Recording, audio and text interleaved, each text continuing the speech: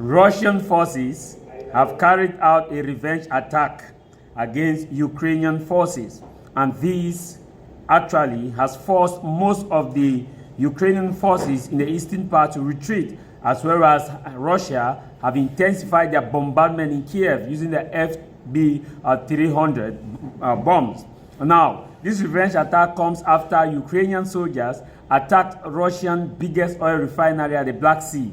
And this, I think, a significant damage was done at the Russian largest oil refinery at the Black Sea.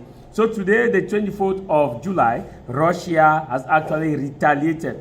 Now, this time, sending Ukrainian forces off the front line. I want you to watch this video and watch this report, and let us also know what you think as far as the conflict is concerned. Because Ukraine is also in need of major air defense system, but the United States of America promised and said they will send and have not yet sent.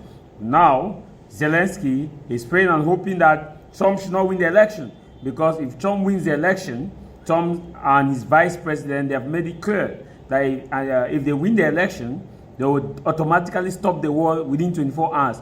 And that would mean automatically blocking Ukraine from joining NATO permanently, as long as they will be in charge. I want you to watch this video.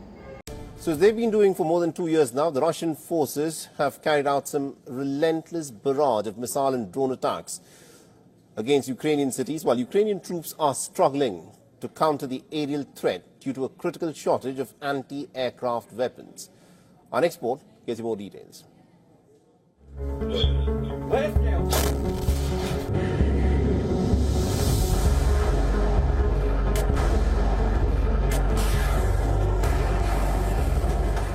The eastern front lines of Ukraine are bearing the brunt of the fierce war with Russia. Battle-scarred Kharkiv is once again the victim of merciless bombardment. Ramping up its offensive, particularly in Kharkiv region, Russia employed a deadly cocktail of its S-300 missiles and modified FAB-500 bombs. These Soviet-era munitions, now equipped with modern glide kits, represent a dangerous evolution of Russia's air-to-ground capabilities. The range and precision of these weapons allows Russian forces to strike targets from beyond the reach of Ukraine's frontline air defenses. The Ukrainian armed forces are grappling with a shortage of manpads, leaving their troops vulnerable to Russian drone reconnaissance and subsequent artillery strikes. This critical deficiency is allowing Russian drones to operate with near impunity, providing real-time intelligence and targeting information to ground forces and artillery units. The intensity of the conflict can be gauged by Ukraine's report of 83 combat engagements along the front lines within a 24-hour period.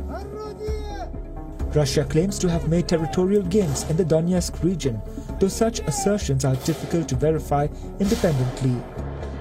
The depletion of stockpiles among Ukraine's western allies, coupled with production bottlenecks, poses a significant challenge to Kiev's air defense strategy as the conflict evolves the ability to counter Russian aerial assets, which may prove decisive in shaping the war's outcome.